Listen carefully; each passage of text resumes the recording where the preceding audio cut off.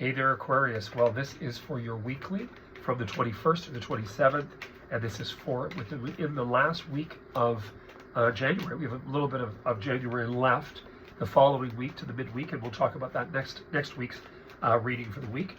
But Aquarius, this has been a tough kind of time for you guys, right? I mean, you've had Pluto move into those first degrees of Aquarius. So every Aquarius I meet, they're kind of like, "Don't tell me, you've already told me." A couple in the building in here, they're like, "I've heard, you've told me." All I'm saying to you is, those early Aquarians, be prepared for Pluto. You've already had a taste of it since the spring, since March. You backed off, kind of calmed a bit. You thought maybe you were able to, take control. Some people went losses. Some people went through losses of pet. One of my people I know lost partner right at that cusp, 21st of January, the birthday. All I'm going to tell you is, Aquarius, you do have to be prepared that Pluto comes in like a wrecking ball. And it comes in and it says, no, this isn't going to work. This isn't going down. This isn't working. And then, of course, you get, 6 months of this second appetizer, the second helping. And then it moves back to Capricorn and confuses the hell out of everybody from, the 2nd of September through the 3rd week of November. Now, many people are trying to soften that blow by saying, well, it's 28 degrees, 29 degrees of Capricorn. It's not going to really affect everything. Well, I kind of beg to differ. I think it's going to go back there, and it's going to set off this grand cross because we still have the eclipses going down, and that last, eclipse in the Libra Aries. So it's setting off that whole grand cross, and it's not done.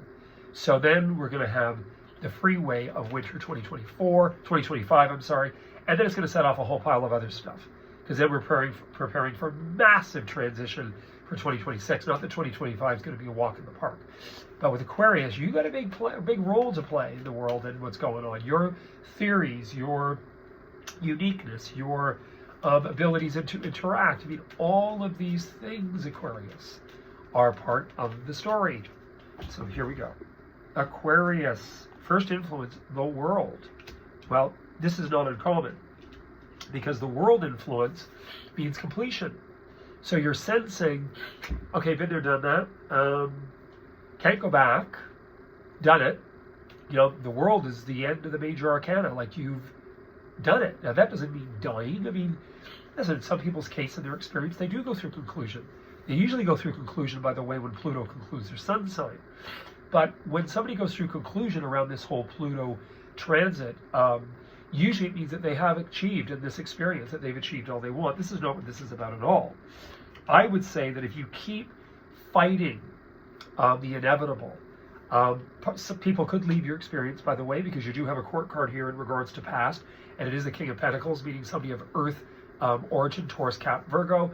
It can also represent the aspect about material acumen, things that you felt were necessary or needed at one given moment.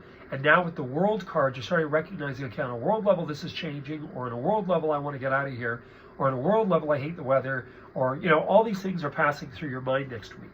Economy and finance, you're going to be able to pull things together, but you're making allocated decisions based upon this completion. So the real reality here is the world, meaning I've achieved, I've attained, I've done this, been there, got this. I got to move forth. And take your time with that. You don't race. You've got the sun ahead of you again, which is warm climate, beauty, going after what it is you truly want. So stop denying yourself what it is you really want. I think that play, The Glass Menagerie, if you read the play and about the girl who keeps all these glass figurines in this case, and eventually, I don't want to give it all away, but a certain individual smashes the hell out of it and says, what were they? So I think what's happening here, Aquarius, is Pluto's coming in, and he's the individual, smashing the glass menagerie, this glass case, this with all your Royal Daltons in there. God bless Royal Dalton. And you're realizing, hey, you know what? This is stuff, and it's great. I get it again, and blah, blah, blah. And the real reality is, I want this sun. I want this clarity. I want creativity. I want expression. I want passion. I do not want to live the way my life was. I've been there, done that. It does point a little to material acquiring. Was this important? Is it important? Is it necessary? So there's a lot of things going on. You're not certain. You could even question, you're going to even question your career, by the way, because you've even got career, like with this clarity, this is you've got the sun right in your feeling, what you're doing, the sun, clarity, renewal, optimism. I've seen it. I've seen the light. I know there's a path. I know there's a pathway. Pay attention to your dreams at night. What comes to you, synchronicities, what things are brought up, you watching me today. And then your outcome in here is apprenticeship, working hard, showing people, showing the world. And you see, in your fear position, you have those crossed swords, those two of swords. And to me, don't complicate things by overthinking them. Unless you have Mercury in Virgo, which is going to make you crazy.